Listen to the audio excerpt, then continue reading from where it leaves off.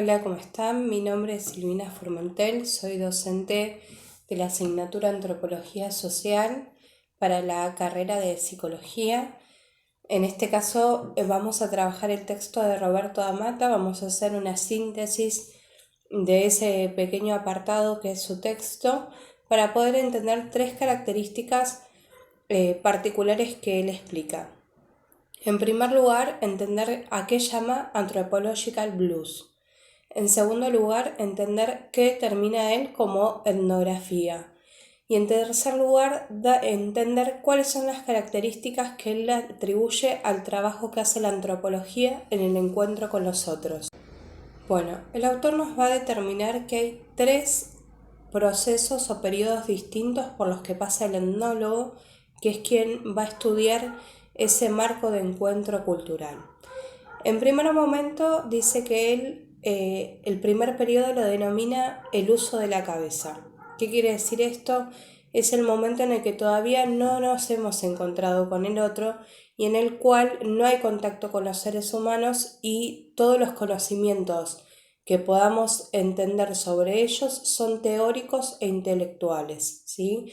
No hay un espacio de práctica todavía. Ese es el primer periodo que nos nombra Roberto da Mata. El segundo periodo tiene que ver con un periodo práctico. Habla del momento de investigación en sí, ¿sí? Plantea el problema propio de especificidad de la antropología en ese espacio de encuentro cultural en el cual nos vamos a encontrar y al mismo tiempo va a hablar de la relatividad de la propia experiencia, o sea, los aportes que me llevo de ese marco de encuentro, si tienen que ver o no con ese primer periodo intelectual en el cual antes de conocerlos tenía una, por así decirlo, una experiencia previa sin haber, desde lo desconocido, ¿sí? Entonces lo que nos va a plantear Roberto da Mata es que en ese momento existe una relatividad entre la experiencia propia y lo que se creía sobre ese marco de encuentro cultural. La tercera etapa tiene que ver con una etapa de que a él llama periodo existencial. Es una etapa de diálogo, es la etapa de análisis entre los aportes obtenidos y lo que conozco sobre ese marco de encuentro cultural. Dice él que es globalizador e integrador porque tomo la totalidad de lo que conozco y la totalidad de aquello que yo estudié o que desde mi intelecto fui conociendo previamente sobre este espacio en el cual voy a hacer mi trabajo etnográfico. Por lo cual sería el momento de praxis, el momento de análisis a partir de la experiencia previa y la experiencia en el territorio. Tenemos que entender que estos tres periodos de los cuales nos habla Roberto da Mata solo son posibles a partir de las diferentes técnicas que utiliza la etnografía para poder alcanzar los objetivos de conocer a los otros que va a estudiar. Y desde este lugar él nos plantea a la antropología como una disciplina de contención y mediación, como un espacio de movimiento continuo y que es un movimiento que lleva al encuentro, ¿sí? Porque el encuentro con el otro no es ese espacio en el cual yo me acerco al otro, entrevisto, me llevo lo que me responde y retomo a mi campo teórico, no. Tiene que ver con todo el marco de encuentro, ¿sí? Con lo que observo, con lo que escucho y con lo que analizo a partir de esa información y con todo lo que registré, ¿sí? Ahora, es importante entender a qué el autor denomina Anthropological Blues.